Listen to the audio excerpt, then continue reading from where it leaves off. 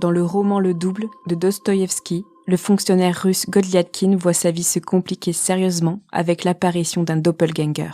Un nouveau lui plus sociable qui semble faire l'unanimité, mais qui plonge l'original dans un profond désarroi. Ainsi commence un duel sans merci entre l'homme et sa copie, jusqu'à en perdre la raison. Un soir, alors qu'il travaillait, Benoît reçoit des messages de proches et de moins proches. Ils disaient tous l'avoir aperçu à un concert de Pink Floyd. Mais Benoît n'y avait jamais mis les pieds. Vous écoutez le 130e épisode de Transfert, une histoire courte recueillie par Nina Pareja, produite et réalisée par Slate.fr.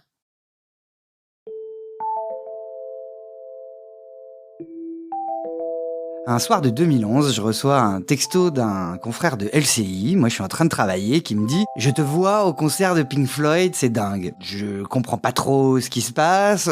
Moi j'ai mon émission qui va bientôt passer, donc j'ai pas trop le temps de m'occuper de ça. » Et donc je lui réponds pas, je continue à travailler. Je travaille en grande partie sur Twitter. Sur Twitter, je vois un premier tweet le même soir qui dit « Ah, c'est dingue, y a Benoît Galeret au concert de Pink Floyd. » Un deuxième tweet donc qui me dit que je vois Benoît Galeret au concert de Pink Floyd. Bon, déjà, moi là, je suis en train de travailler, donc je me rends compte que y en a qui ont de la chance qui sont au concert. Déjà, j'apprends que je rate le concert de Roger Waters, donc a priori, c'est à Bercy, qui rejoue The Wall en entier. Donc déjà, je l'ai un peu mauvaise. Et surtout, je comprends pas. Un troisième tweet qui tombe en disant Benoît Galeret dans le concert de Roger Waters.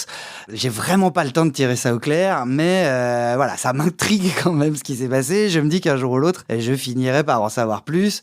L'émission se termine tard. Quand je rentre chez moi, il est minuit passé. Bien sûr, je réveille personne quand même pour savoir le fin mot de l'histoire. Je me dis que je le connaîtrai le lendemain. Et puis le lendemain, j'oublie un peu. Sauf qu'il se trouve qu'il y a une deuxième date à Paris-Bercy et que le lendemain, rebelote, je commence à revoir des tweets qui surgissent avec « Ouah, dingue, Benoît Galeret au concert de Pink Floyd, Benoît Galeret sur The Wall, oh Benoît, ta tête en géant à The Wall. » Et là, je commence vraiment à me dire qu'il se passe quelque chose de bizarre. Je ne comprends pas exactement ce qui s'est passé. Je commence à me dire que c'est pas une blague ou un sosie qui me ressemble, puisque tout le monde, a priori, fait la même blague. Donc ça commence quand même à être un petit peu bizarre. Et heureusement, un internaute que je connais pas me dit « Ah bah moi j'ai filmé, je t'enverrai ça. » Donc je me couche ce deuxième soir avec quand même l'idée que j'en saurai plus le lendemain. Donc ça m'intrigue, mais voilà, affaire toujours en suspens.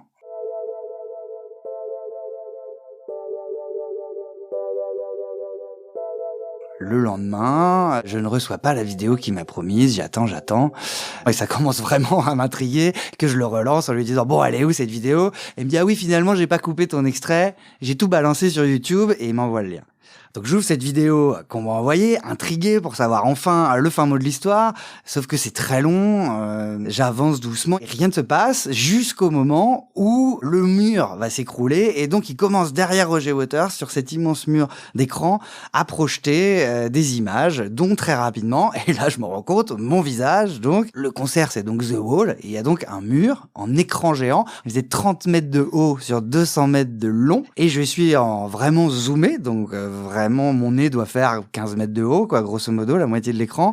On peut pas hésiter, c'est bien moi, et surtout, il y a ma voix dans cette vidéo qui résonne dans tout Paris-Bercy, sans musique par-dessus, c'est vraiment l'extrait. C'est un lancement sur un sujet d'une fabrique familiale lilloise de poupées gonflables. Pourquoi on avait fait ce sujet ? C'est parce que dans cette émission que j'animais, on traitait des clichés sur Internet principalement, et donc il y avait Internet tue les petits commerces français.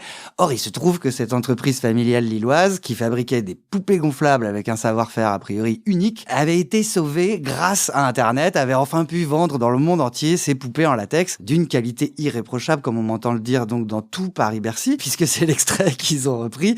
Je me rends donc compte que je passe sur cet écran géant longuement, ça m'a paru une éternité. Alors en regardant exactement le timecode, c'est une quinzaine de secondes, mais une quinzaine de secondes tout seul, c'est quand même très long. Et à la fin de ces 15 secondes, premier impact sur le mur, qui a comme un impact de balle quand on m'explose, ou de, je sais pas, de boule destructrice là, de chantier qui vient défoncer un immeuble. Un premier coup, je continue quand même ma phrase. Deuxième coup, là ça commence vraiment à se fissurer. Au troisième coup, ça s'explose à ma place. On voit tout simplement le pape, puis Barack Obama. Voilà, Benoît Galeret, le pape, Barack Obama. Normal, la trilogie du mal dans le monde entier, on s'en doute. Qui s'effondre donc et laissant place à l'orchestre de Roger Waters qui commence donc We don't need no education, et bien sûr toute la salle en délire. Ouais. alors que ma tête vient d'exploser.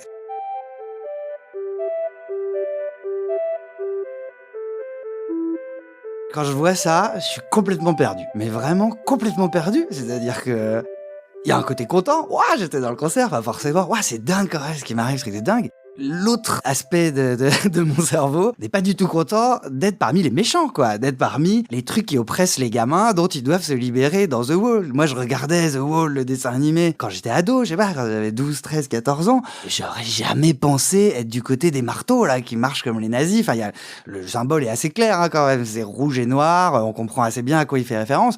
Je ne pensais pas du tout, j'avais pas comme projet de vie, en effet, d'être vu du côté des fachos, et je m'étais toujours vu comme du côté qui allait faire tomber les marteaux.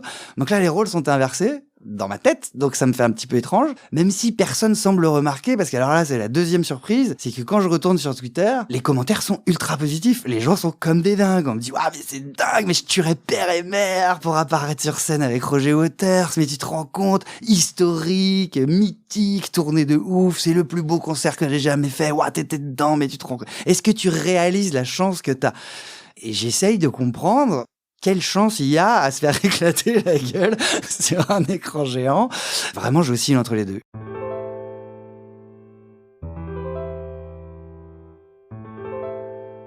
Quand je rentre chez moi le soir, je suis toujours complètement indécis par rapport à ce qui vient de m'arriver. J'ai toujours aucun avis là-dessus.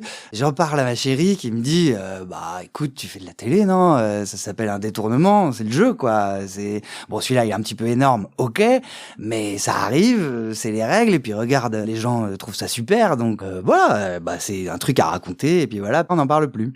Donc j'accepte de prendre le parti, en effet, de c'est pas si grave, on s'en remettra, voilà, c'est la vie des médias et de présenter une émission à la télé. En revanche, j'aimerais bien savoir pourquoi ils m'ont choisi. Parce que LCI, c'est une chaîne payante, très peu regardée, une émission qui parle de web à 23h10, c'est quand même un public de niche. Donc qui a pu trouver ce lancement, ces images? Je me doute bien que c'est pas Roger Waters lui-même, qui est un fan inconditionnel et qui a imposé au tourneur d'avoir l'extrait de Ben Gallray avant The Wall. C'est pas la piste que je suis, je me dis il faut que je cherche du côté du tourneur. Je regarde qui a organisé ce concert, je trouve le tourneur, j'arrive à les joindre, je leur explique mon problème, qu'ils n'en est pas forcément un, je suis pas en colère, mais j'aimerais bien savoir qui et comment on a choisi cet extrait pour se retrouver sur scène. Ils me répondent que c'est pas eux qui l'ont choisi, que tous les droits vidéo et audio de ce concert sont détenus par Universal et que, en l'occurrence, eux, ils n'ont fait que diffuser le pack qu'on leur avait demandé de diffuser. Ils ne sont pas responsables ni des choix, ni des droits d'auteur, je sens qu'ils se couvrent aussi au passage, ni de rien qui se pourrait se passer avec ces images. Comment joindre Universal? Là, le jeu devient un petit peu plus compliqué. Il se trouve que j'ai reçu un grand patron d'Universal il y a pas longtemps dans mon émission pour parler de bouleversement d'Internet, musique, création, etc. Donc, j'ai son contact, on se suit sur Twitter. Je me permets donc de lui envoyer un petit message privé en lui demandant, bah, disons que j'ai vu que ma tête était chez Roger Waters. Comment je me suis retrouvé là? Ni en colère, ni content, je veux juste en savoir plus. Sauf que lui, il me répond sur le ton un peu de la plaisanterie, ou en tout cas, il botte en touche, c'est comme ça que je le ressens en tout cas. « Ah bah ça va, t'es mignon, tu devrais être content qu'on t'expose, ou tu devrais même être fier », je crois qu'il utilise le mot « fier ». Et ça ne me plaît pas vraiment comme réponse, donc je réponds un peu plus sèchement, que j'aurais au moins aimé être prévenu, voire une petite invitation à Bercy, voilà, on sait jamais, hein, on peut toujours gratter une invite au passage. Là, non seulement il répond plus, mais il efface la conversation. Donc je commence à me faire une raison, j'aurais pas le fin mot de l'histoire, ça reste quand même une super anecdote à raconter en soirée, aux copains, aux collègues que je peux croiser. Et donc, régulièrement, pour prouver mes dires, parce que j'avoue qu'on me croit pas forcément, je vais chercher sur YouTube les images de ce fameux concert où on me voit. Sauf qu'une fois, en montrant à un pote dans une soirée, une de ces fameuses vidéos amateurs, je me rends compte que elle est à Berlin, il y a écrit Berlin en dessous. Et là, ça me fait tout drôle, parce que pour moi, l'extrait de télé en français, il était diffusé en France, et dans chaque pays où la tournée mondiale allait se déplacer, le tourneur avait forcément, dans ma tête, prévu un extrait du pays en question. Donc là, Berlin, il y a comme un petit problème. Donc là, je commence à rechercher les autres dates de concert, parce qu'il y a cette idée dans ma tête qui commence à se dire, mais attends, si tu étais ailleurs qu'à Paris. Et là, Tokyo, j'y suis. Houston, j'y suis. Il n'y a pas encore des vidéos de tous les concerts, mais je comprends que la tournée, elle est mondiale et qu'a priori, je suis dans les valises de Roger Waters dans chaque ville, dans chaque stade où il s'arrête.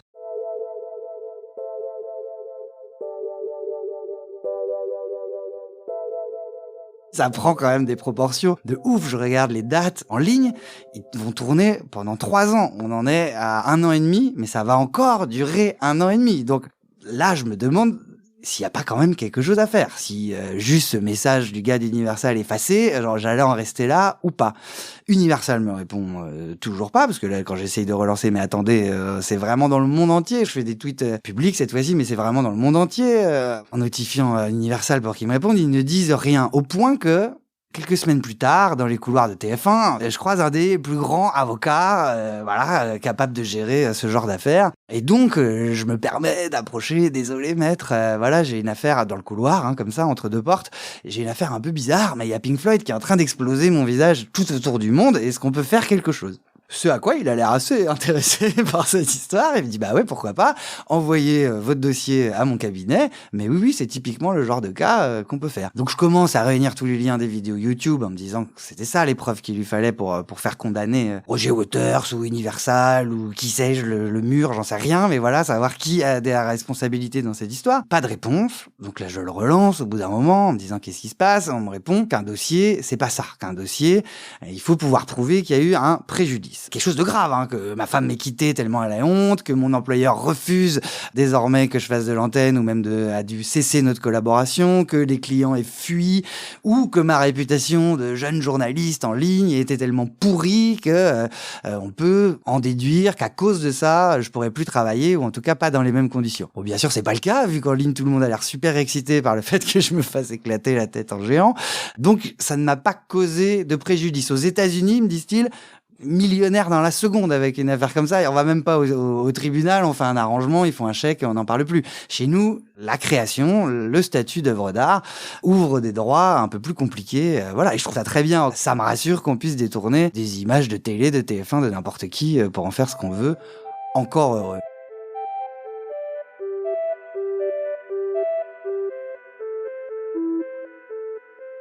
Quand je rentre, je suis encore un peu perdu avec cette histoire. J'arrive toujours pas à me décider à quelle attitude adopter face à cette présence sur scène. D'autant que ce million qui m'attend aux États-Unis me trotte quand même dans la tête. Mais c'est ma chérie, encore une fois, qui me rappelle des points en effet assez simples. 1, ça a quand même l'air très compliqué, on va peut-être pas perdre mon temps et mon argent pour ça. 2, on va pas s'afficher à attaquer un concert, qui plus est Pink Floyd. Et 3, il n'y a pas de préjudice. Encore une fois, en ligne, les amis, en soirée, c'est la classe, c'est rigolo, c'est un truc génial qui m'est arrivé. C'est pas du tout une mésaventure pour laquelle on fait un procès. Ça n'a rien à voir avec ça. Et ça serait vraiment presque, moi je l'entends comme ça dans sa voix, ça serait presque mesquin d'aller gratter des sous pour un truc qui finalement est même plutôt bénéfique. Donc j'essaye d'en prendre mon parti, de me dire ok, elle a raison, on va gérer comme ça. Ça sera une anecdote de soirée que je raconte du coup quand je peux, aux collègues, etc. Je me rends compte quand même petit à petit que les preuves disparaissent, c'est-à-dire que les vidéos, toutes les vidéos amateurs sont supprimées de YouTube. Donc je peux de moins en moins raconter cette histoire en étant cru, parce que c'est vrai quand même que c'est le genre d'anecdote pour laquelle il vaut mieux avoir des preuves dans son téléphone avant de commencer à la raconter. Et donc elle disparaît doucement de mes anecdotes de soirée. Même moi, je sais plus vraiment si ça s'est passé à ce moment-là, voilà. Est-ce que j'ai fantasmé ce truc énorme? Est-ce que ça s'est vraiment passé?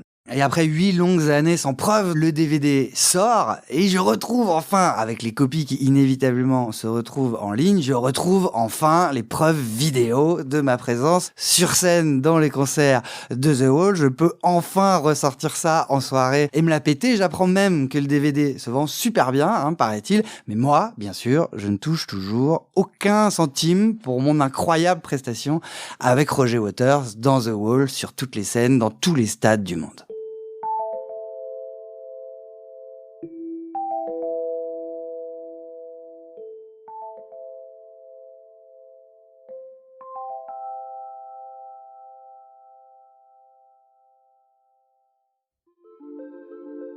Vous venez d'écouter une histoire courte de transfert. Cet épisode a été produit et réalisé par Slate.fr sous la direction de Christophe Caron, Benjamin Septem-Ours et Sarah Koskiewicz avec Aurélie Rodriguez. Une histoire racontée au micro de Nina Pareja. La musique a été composée par Arnaud Denzler. Retrouvez tous les épisodes de Transfert sur slate.fr ou sur votre application de podcast préférée.